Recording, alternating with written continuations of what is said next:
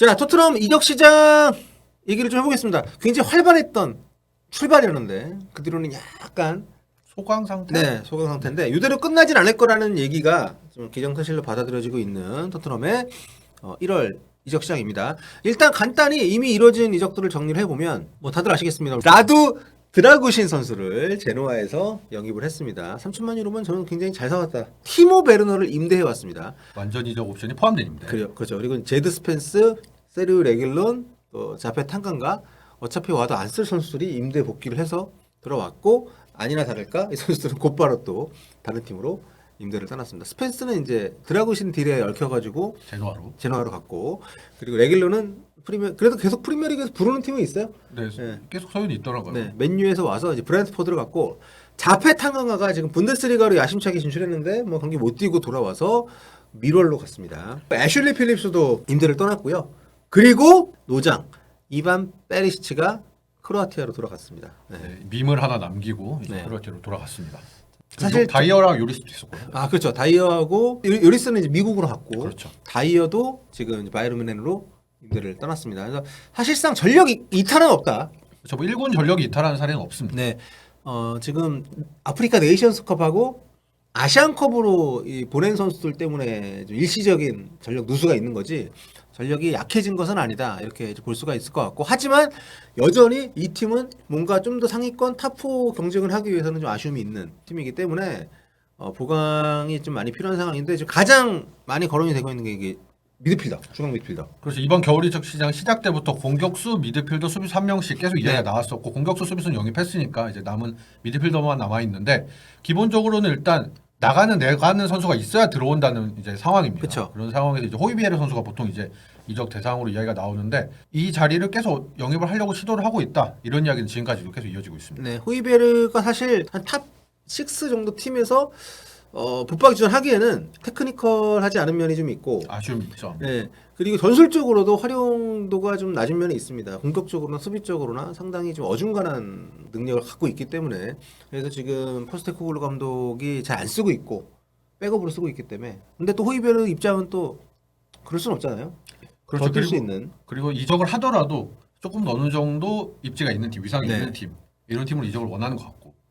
호이베르도 참 올 때 원래 소속팀 주장이었는데 그 자기 토트넘 이적설에 좋아요 눌렀다가 주장 한 장 박탈당하고 사우스햄птон에서 왔죠. 예, 무리뉴 감독하고 함께 하고 싶다는 어떤 열망을 갖고 왔는데 지금 여러 가지로 좀 안 좋은 상황이 돼서 떠날 가능성도 높고 어쨌든 지금 호이베르가 있든 없든 이 팀은 좀 확실히 보강이 필요한 것 같긴 합니다. 이 중앙 포지션에서 좀 벤탄쿠르가 돌아왔고 비수마도 있고 뭐 사르도 있고 합니다만 공격 쪽에 지원을 해줄 수 있는 선수의 존재가 좀 필요하지 않나.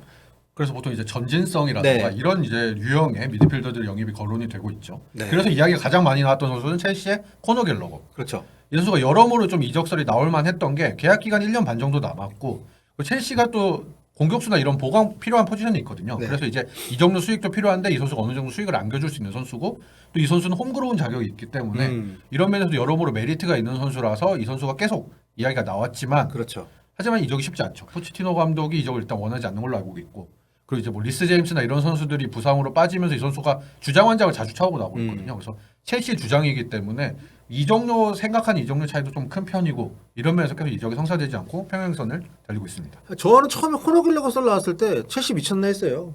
이 선수를? 네. 팰리스 임대 갔을 때도 그렇고 상당히 뭐 기량적으로도 그렇습니다만 홈그로운 선수를 리그 라이벌 그것도 도시 라이벌 그렇죠. 런던 일로 라이벌. 보낸다는 게 굉장히 상식적이지 않아가지고 처음에 이 썰이 나왔을 때는 이게 될까? 했는데 꽤 이게 진하게 이적설이 떠가지고 그리고 계속 이어지고 있고. 네. 그래서 근데 어쨌든 현재로서는 가능성은 좀 많이 낮아진.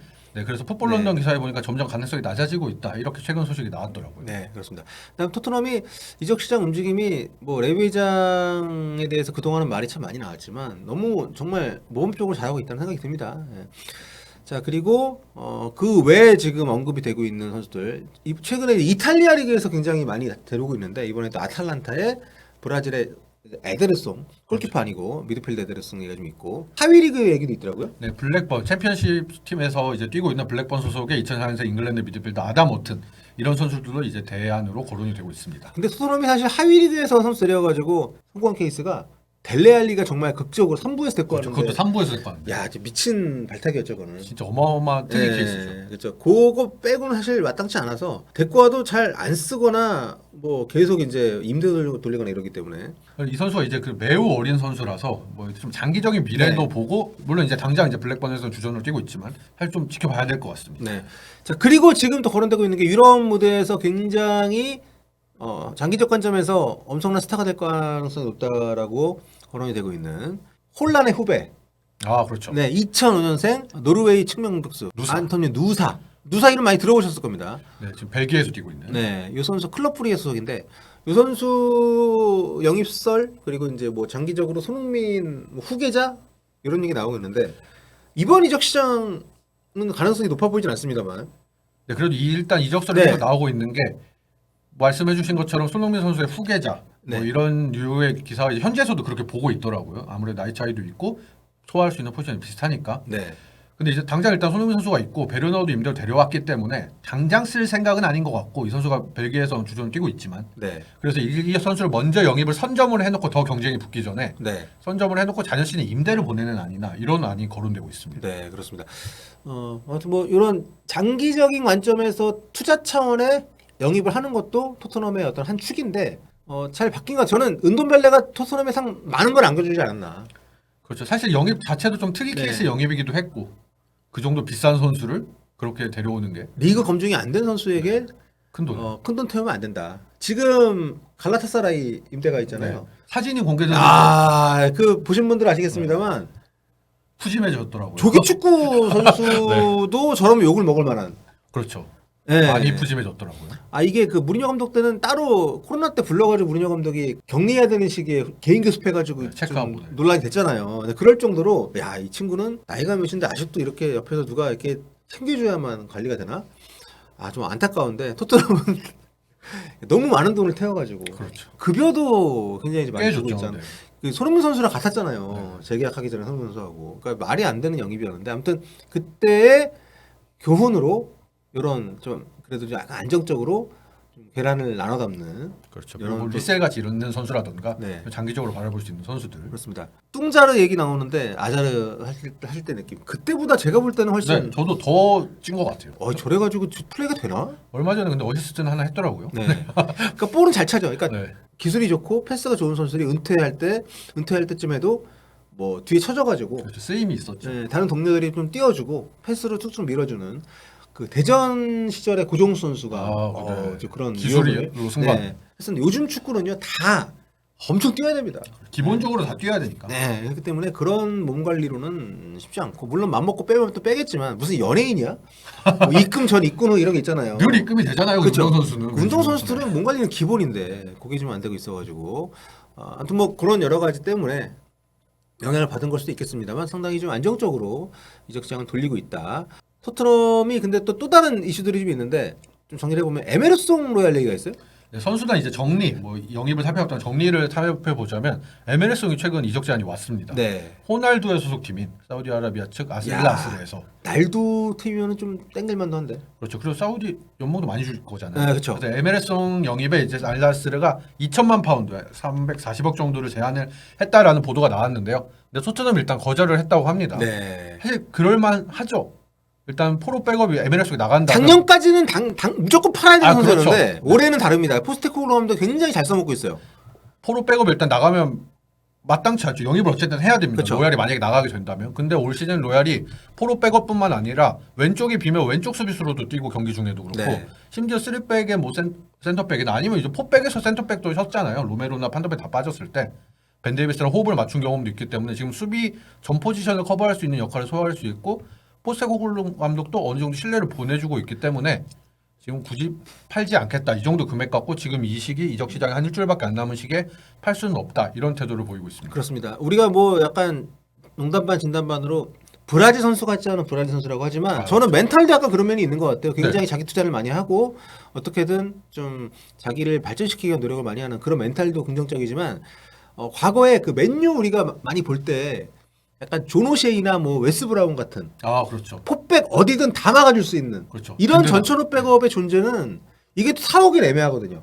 그렇죠. 이게 진짜 네. 사오기 애매한 선수입니다. 그런데 이미 팀 적응이 끝난 성격도 좋고 그렇죠. 어딜 들어가든 행복하게 뛰는 이런 뭐 어쨌든 기본적인 밥값을 하는 선수잖아요. 주전 경쟁에서 밀렸는데 크게 불만을 표출하지도 않고. 그렇죠. 이런 선수 굉장히 드뭅니다. 진짜 말씀해주신 것처럼 이런 선수가 꼭 필요한 게 리버풀의 예를 들어 조고메스가 올 시즌 그런 역할을 해주고 있거든요. 네. 이래서 어디 부상이 많거나 이제 선수층이 뎁스가 얇은 팀에서는 이런 선수가 꼭 필요한데 네. 이 선수가 당장 나가면 진짜 일주일 만에 대체자를 구해야 되는 상황이니까 그렇죠. 시즌 중 매각은 쉽지 않다 이렇게 토트넘 판단하고 있고 실제로 현지 보도에서 선수도 런던 생활을 충분히 즐기고 있고 또 지난해 9월인가에 등남을 했다고 해요. 아들이 이제 있어서 네. 뭐 이제 여러모로 이제 아들이 키우는 환경이나 이런 것도 고민이 있을 거고 그래서 떠나고 싶은 열망을 보이진 않고 있다라고 합니다. 아 이거 약간 국뽕 유튜브식으로 하면 그 호날두가 부르지만 나는 손흥민 흥민이 형과 함께 곁에 뭐 이런 거 그렇죠. 뽑을 만한 왜냐하면 이게 그 약간 과장된 표현이지만 틀린 말은 또 아닐 겁니다. 어쨌든 이게 여러분 이게 저희 너무 자의적인 해석이 아니라 솔직히 손흥민 선수가 주장 한 장을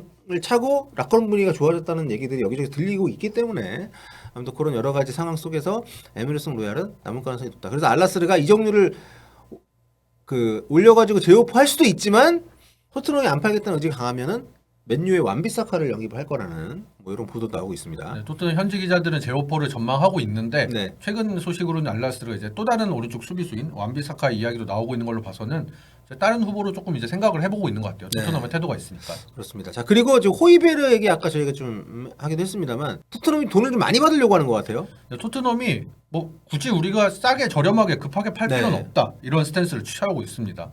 일단 이적 시 계약 기간이 내년 여름까지거든요. 네네. 그래서 1년 6개월 정도가 있기 때문에 뭐 당장 시즌 중에 뭐 저렴하게 가격을 깎아서 판다던가 굳이 임대로 내보낸다던가 이렇게까지 할 생각은 없다.